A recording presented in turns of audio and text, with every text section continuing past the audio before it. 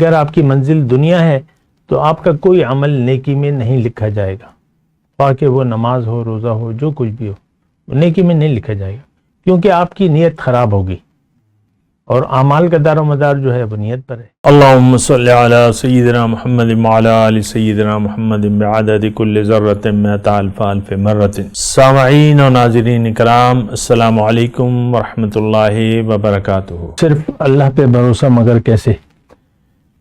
دیکھیں، اس میں ایک بات تو یہ ہے کہ ایمان باللہ سے بات شروع ہوتی ہے۔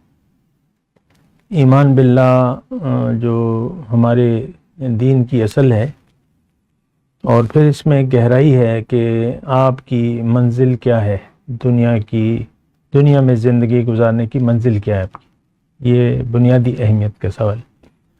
اللہ نے قرآن میں فرمایا ہے، منکم من یرید الدنیا ومنکم من یرید الآخرہ، تم میں سے بعض لوگ جو ہیں وہ دنیا کے طالب ہیں اور بعض آخرت کے طالب ہیں۔ تو اگر طالب دنیا ہے تو اس کے لیے سارے مسائل بیان کرنا عبث ہے، بے سود ہے، ان کی سمجھ میں کچھ نہیں آئے گا۔ تو آپ مطلب یہ ایک بات جو ہے نوٹ کرنی ہے، ایمان باللہ سے نیکی کا آغاز ہوتا ہے۔ ایمان باللہ سے نیکی کا آغاز ہوتا ہے، ایمان باللہ نہ ہو تو کوئی نیکی نہیں ہے، یہ بات بھی نوٹ کر لیں۔ یعنی اگر آپ کی منزل دنیا ہے تو آپ کا کوئی عمل نیکی میں نہیں لکھا جائے گا، خواہ کہ وہ نماز ہو، روزہ ہو، جو کچھ بھی ہو، وہ نیکی میں نہیں لکھا جائے گا، کیونکہ آپ کی نیت خراب ہوگی، اور اعمال کا دار و مدار جو ہے وہ نیت پر ہے۔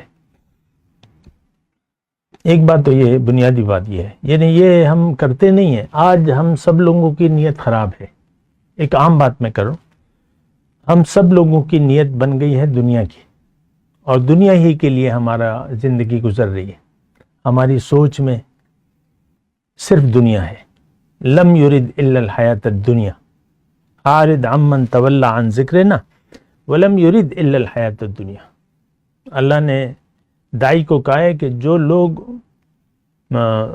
میری یاد سے، اللہ فرما رہا ہے تم اس شخص سے اپنا رخ پھیر لو جو پھر گیا میری یاد سے، اب یہ نہیں چاہتا صرف دنیا کی زندگی۔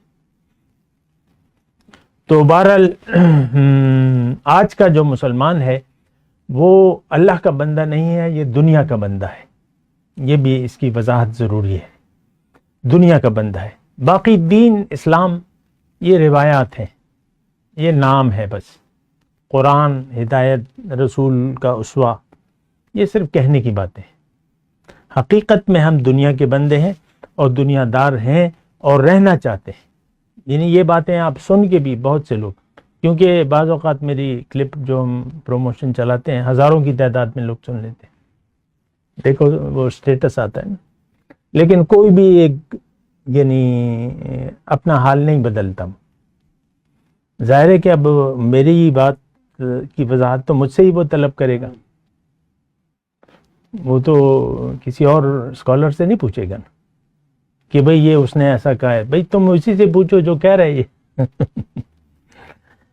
تو ایک بات تو یہ ہے ایمان باللہ، یہ تو قرآن میں واضح آیت ہے، لیس البر ان تولوا وجوہکم قبل المشرق والمغرب ولکن البر من آمن باللہ۔ نیکی یہ نہیں ہے کہ تم اپنا رخ مشرق یا مغرب کی طرف کر لو، نیکی کا آغاز ہوتا ہے ایمان باللہ سے۔ باقی تو تفصیلی آیت ہے، والکتاب والنبیین اور الی آخری، لیکن میں آپ کو یہ کہہ رہا ہوں ایمان باللہ، اگر دنیا میں رہنے کی نیت آپ کی دنیا ہو گئی تو آپ دین پر غور نہ کریں، پھر بس تکلیف نہ کریں قرآن میں سوچنے کی، اور یہ اور وہ آیت اور یہ آیت چھوڑ دیں۔ آپ دنیا کے بندے ہیں، دنیا کا سوچیں بس، آخرت کی آپ کوئی سوچ نہ سوچیں، یعنی عبث ہے، فضول ہے۔ کیوں کہ انما الاعمال بالنیات، اعمال کا دار و مدار تو نیت پہ ہے۔ آپ کی دنیا میں رہنے کی نیت دنیا بن گئی، آخرت سوچنے کی تکلیف نہ کریں، عبث ہے، فضول ہے، چھوڑ دیں، اپنی مرضی سے زندگی گزاریں۔ تو ایک بات تو یہ ہے۔ دوسری، اللہ پہ بھروسہ۔ دیکھیں، اگر ایک بندہ مومن ہے تو ایک تو یہ ہے کہ وہ اپنی تمام کام یعنی اس کے ہر کام میں للہیت ہوتی ہے اور ہونی چاہیے، اللہ کے لیے ہونا چاہیے۔ اب اللہ کے لیے کیسے ہوگا؟ مطلب آپ کوئی کاروبار شروع کر رہے ہیں، کوئی نوکری کر رہے ہیں، تو آپ کسی اللہ کے بندے سے پوچھ لیں، آخری مشورہ اس سے طلب کریں کہ بھئی آپ کی کیا رائے ہے، تو وہ جو بھی رائے دے۔ اب ہو گئی رائے، ایک ہو گئی، چلو نوکری کرنی ہے، کاروبار کرنا ہے، وہ کرنا ہے، ٹھیک ہے۔ نوکری ہے، دفتر میں ماحول خراب ہو گیا مثال کے طور پہ، تو آپ جتنا وقت گزار سکتے ہیں گزار لیں، ضروری تو نہیں ہے کوئی سازش لگے تو آپ استعفیٰ دے دیں، یہ تو ضروری نہیں ہے۔ سازش تو سازش ہے، سازش کا مطلب چھپی بات، انڈر گراؤنڈ بات، تو آپ اس کو کیوں دیکھ رہے ہیں؟ ظاہر کو دیکھیں، آپ کا مددگار اللہ ہے، حسبنا اللہ، آپ کا بھروسہ اللہ پہ، اور سازشوں سے مومن نہیں ڈرتا۔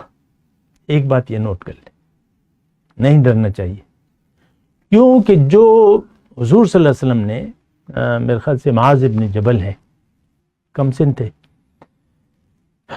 یا ابن عباس تھے، یا جو بھی تھے، ایک صحابی تھے، 10 باتیں حضور صلی اللہ علیہ وسلم نے ان کو نصیحت فرمائی، تو اس میں سے ایک بات یہ تھی کہ اے میرے بیٹے، یہ یقین رکھو کہ اللہ تمہیں ایک خیر پہنچانا چاہتا ہے، تو دنیا کی کوئی طاقت وہ خیر تم سے روک نہیں سکتی، اور اگر ایک نقصان تمہاری قسمت میں ہے تو ساری دنیا مل کر تمہیں اس نقصان سے بچا نہیں سکتی۔ یعنی جو تمہیں پہنچنا ہے وہ پہنچے گا، تو اللہ کی تقدیر ہے، اور وہ تو اللہ تعالیٰ نے کہہ دیا ہے مومن کے لیے کہ بھئی میں تمہاری آزمائش کروں گا، وَلَنَبْلُوَنَّكُمْ بِشَيْءٍ مِّنَ الْخَوْفِ وَالْجُوعِ وَنَقْصٍ مِّنَ الْأَمْوَالِ وَالْأَنفُسِ وَالثَّمَرَاتِ، نقصان ہوگا تمہیں، بھوک کا سامنا ہو سکتا ہے، بیماری ہو سکتی ہے، جان کا نقصان ہو سکتا ہے، پھلوں میوے جو کچھ کاروبار میں نقصان ہو سکتا ہے، لیکن تمہارا بھروسہ مجھ پہ ہے۔ جب مصیبت آئے تو تم کہو کہ میں تو اللہ کا ہوں، مجھے کیا پریشانی ہے۔ جب اللہ ہمارا ہے تو ہمیں کوئی پریشانی ہے؟ جو کچھ بھی ہو جائے، تمہارے سب کچھ کو آگ لگ جائے، کوئی پریشانی کی بات نہیں۔ تمہارا تو اللہ ہے، تمہارا ساتھی اللہ ہے، تمہارے لیے اللہ کافی ہے۔ آپ نے کہا ہے کہ بھئی میرے لیے اللہ کا حسبی اللہ، تو دنیا کی جو بات بھی آتی ہے تو وہ پریشانی کی نہیں ہوتی۔ یہ تو میں بار بار آپ کو کہہ رہا ہوں، دنیا پریشانی کی جگہ نہیں ہے، دنیا کی پریشانی نہیں، نو، اگر ہے تو آپ مخلص نہیں ہیں۔ اگر پریشانی دنیا کی آ گئی تو آپ اخلاص نہیں ہیں، کیونکہ مومن کی زندگی تو اللہ کے لیے ہوتی ہے۔ وہ دنیا میں کہتا ہے کہ میں تو اللہ کا ہوں، میں تو دنیا کا ہوں ہی نہیں، میں تو اللہ کا ہوں، میں تو دنیا کا نہیں ہوں، اور واپس اللہ کے پاس جانا ہے، تو بس بات ختم ہو جاتی ہے، پریشانی ختم ہو جاتی ہے، دنیا کی پریشانی نہیں ہے۔ اب وہ بہرحال سازشوں کی بات تھی، تو بس جہاں تک حالات ہیں، جب تک دیکھیں، نیت کو دیکھ کے آپ کسی کا یا سازشوں سے ڈر کر کوئی آپ عملی اقدام اٹھانے کی اجازت نہیں ہے آپ اپنا کام کریں اطمینان سے، ٹھیک ہے، نوکری کریں، کاروبار کریں، سازش سے مت ڈریں، جو ہوگا دیکھا جائے گا، اور وہ اللہ کے حکم کے بغیر نہیں ہو سکتا۔ ساری دنیا سازشیں، مکرو و مکر اللہ واللہ خیر الماکرین، یہ بار بار آیا قرآن۔ انہوں نے تدبیر کی، باطل تدبیر کرتا ہے اور اللہ بھی تدبیر کرتا ہے، اللہ سب سے بہترین ہے تدبیر کرنے والوں کا۔ صلح حدیبیہ کو آپ لے لیں، تو ایون یہ کہ جو حضور صلی اللہ علیہ وسلم کے ساتھ تھے وہ بھی خوش نہیں تھے صلح حدیبیہ کے موقع، بظاہر دب کے صلح تھی، اس کی شرائط دیکھ لیں آپ، دب کے صلح تھی، نہیں عمرہ نہیں کرو، واپس جاؤ۔ وہ لے کے آئے تھے قربانی کے اونٹ۔